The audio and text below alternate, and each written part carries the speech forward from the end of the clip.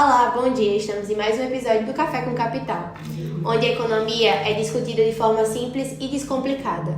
No episódio anterior falamos um pouco sobre os princípios de economia, microeconomia, macroeconomia, inflação, fazendo com que a economia seja para vocês um assunto não tão complicado. A gente está aqui para descomplicar isso para vocês. E hoje estamos com duas especialistas na área, a doutora Laila e a professora Letícia. Olá, meninas, tudo bem? Doutora Laila, que é especialista em economia do trabalho e desigualdade social.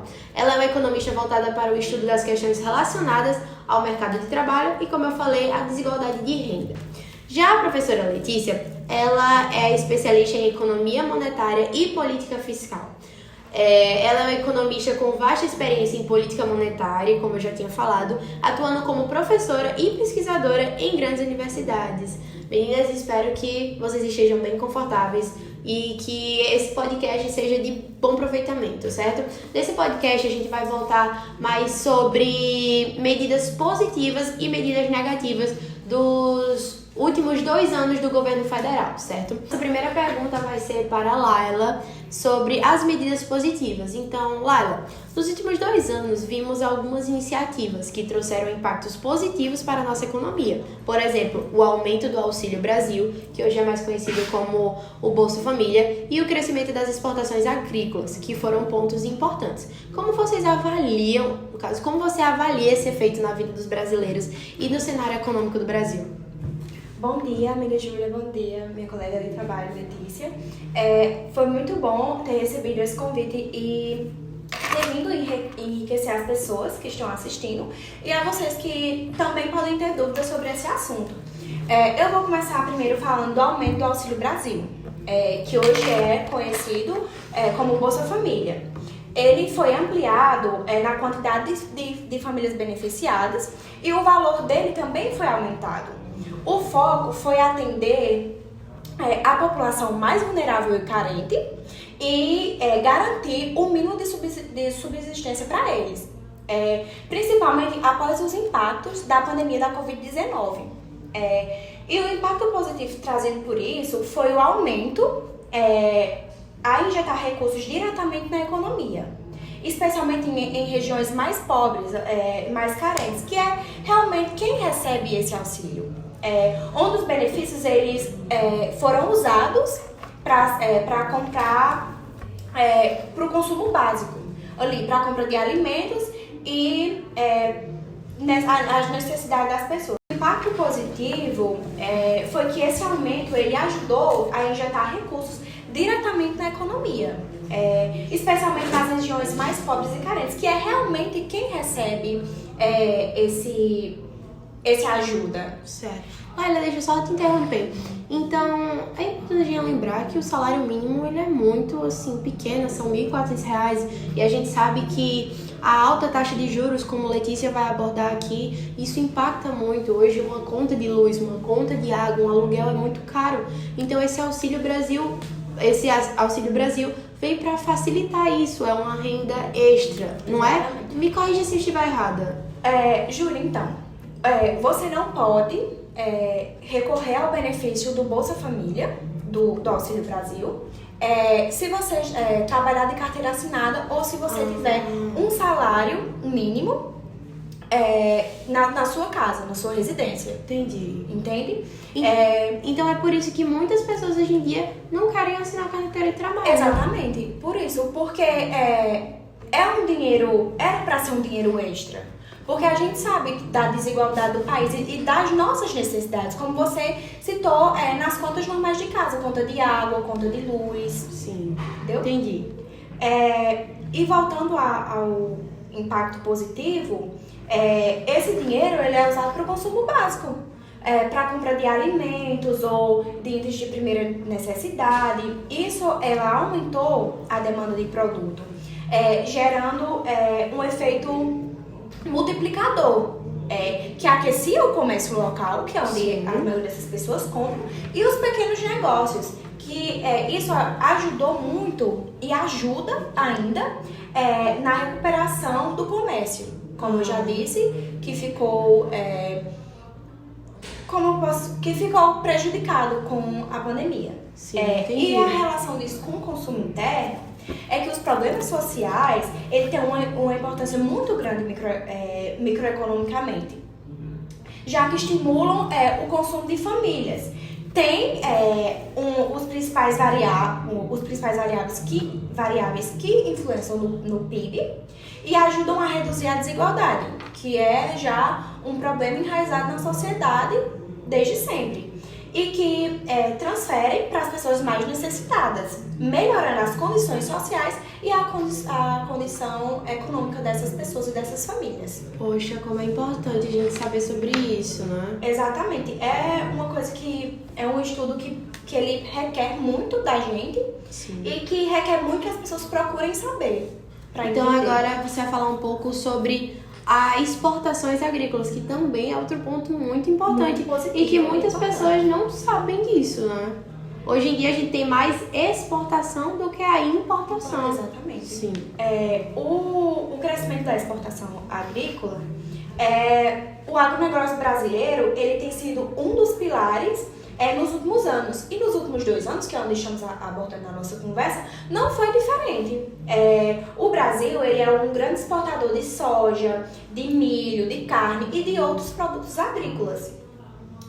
E mantém esse ritmo de exportação principalmente no mercado da China e no mercado da União Europeia.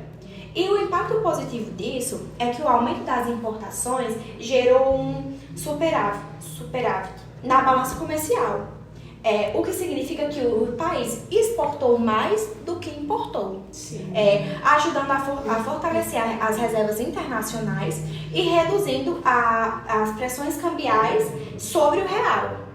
Além disso, o setor agrícola ele emprega milhões e milhões de pessoas e ele atrai o investimento estrangeiro para o nosso país, sendo um motor para o crescimento de várias regiões do país. E a relação disso com a economia geral é o crescimento justamente das exportações, como eu já falei, especialmente no setor agrícola. Ajuda a manter a estabilidade econômica, pois traz divisas para o país, fortalecendo a nossa moeda, que é bem importante isso, e sustenta a importância do setor da economia.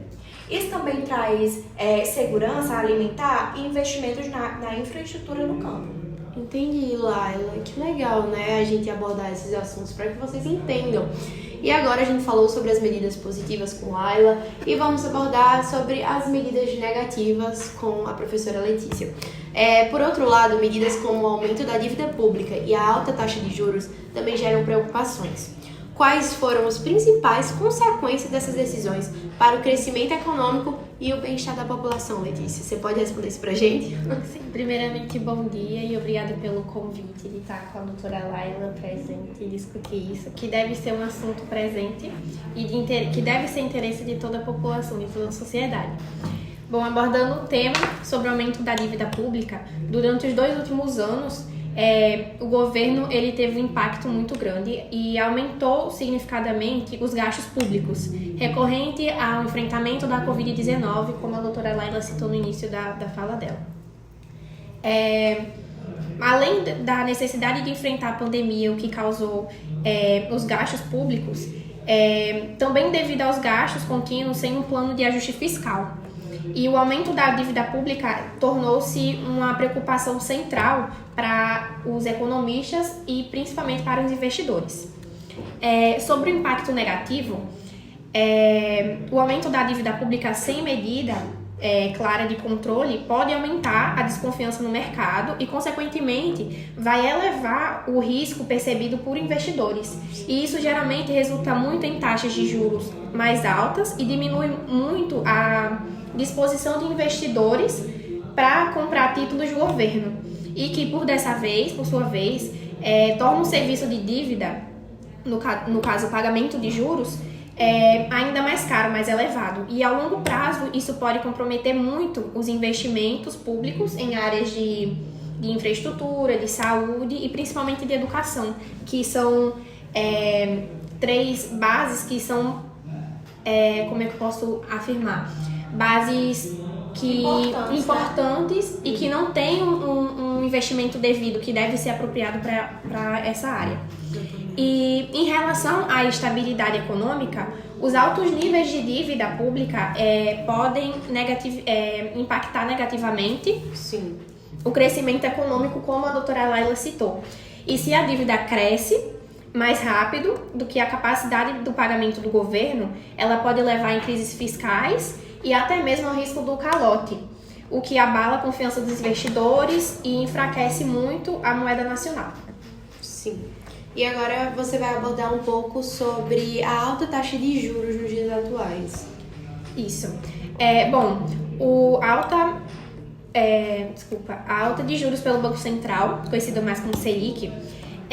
Então, o Banco Central, ele aborda muito como parte da sua política o controle da inflação e o aumento da taxa básica de juros. E a Selic, para conter essa alta de preços, a política também deve ser consequência para o crescimento econômico, e a Selic foi elevada para tentar controlar essa inflação alta, que havia sido impulsionada pelos fatores como aumento de preços internacionais, alimentos e combustíveis. Como você estava explicando para a doutora,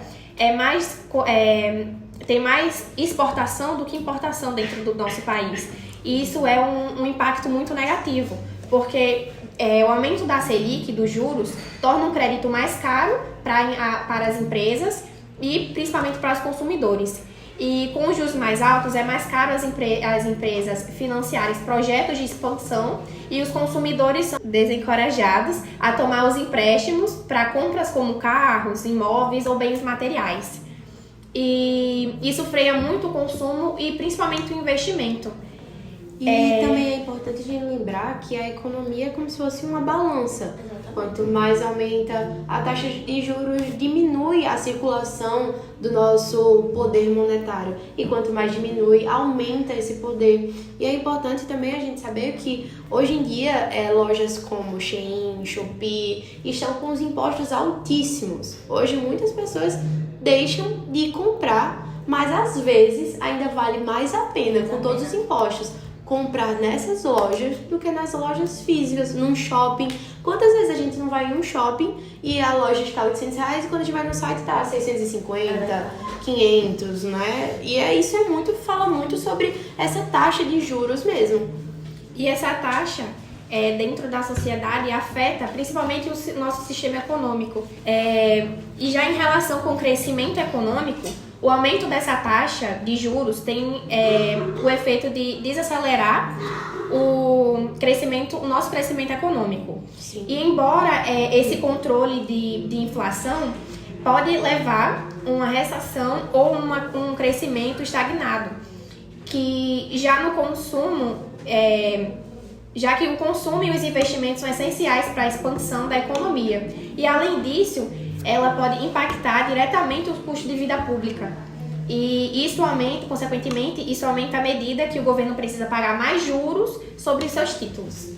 Então, gente, eu espero que tenha ficado claro para vocês o que as meninas trouxeram hoje sobre essas medidas positivas e medidas negativas, que é muito importante para que a gente entenda o que acontece hoje em dia com o Brasil, como é importante o Auxílio Brasil, não só quando a pessoa não tem a carteira assinada, mas quando tem, porque a inflação está muito alta, os juros estão muito altos, e a exportação, como é importante a exportação no nosso país. E é isso, eu espero que vocês tenham entendido e fiquem com a gente para o nosso próximo episódio do Café com Capital. Até logo, tchau!